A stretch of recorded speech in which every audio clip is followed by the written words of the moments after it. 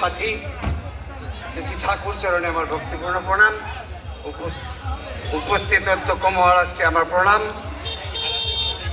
মহারাজের হাতে দিয়ে দাও। মন্দিরের অন্যান্য সাধুদের আমার প্রণাম।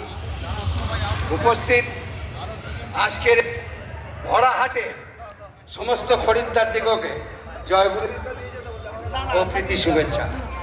আজকে হাটটি মেলাটা হাট বলা ঠিক হবে না, এই মেলাটা ঠিক ভালো মনে হচ্ছে। মেলাটা একটু ভরা ভরা আমাদের মানে কি যেন একটা ভাব।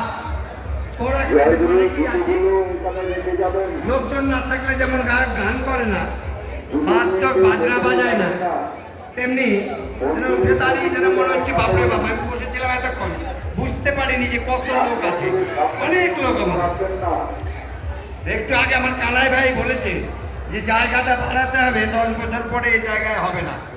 তো সত্যি আমরা কিন্তু এই একটু আগে বলা হয়েছে 145তম ঠাকুর ঠিক আগামী দিন প্রত্যুষে ঠিক 2:20 এই দিনে এই সময়ে 144 বছর আগে আমাদেরকে উদ্ধার করবার জন্য তিনি এই মর্তধামে এসেছিলেন।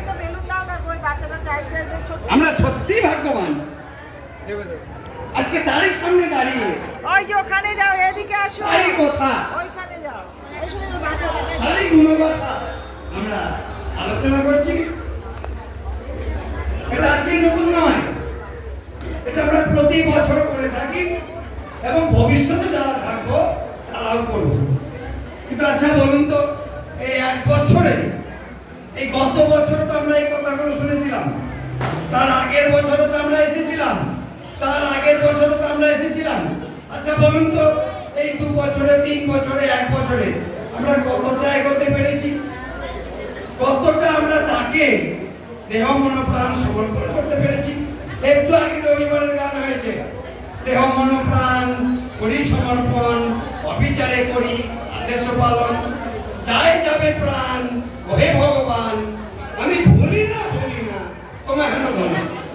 কিন্তু আপনারা হয়তো ভোলেননি, কিন্তু আমি কিন্তু গানটাই বলে বসে আছি। গান করার দরকার বইয়ে লেখা ছিল, বলেছি, কিন্তু দেহ মন প্রাণ করি সমর্পণ, অবিচারে করি আদেশ পালন। অবিচার, এখানে কোনো বিচার নেই।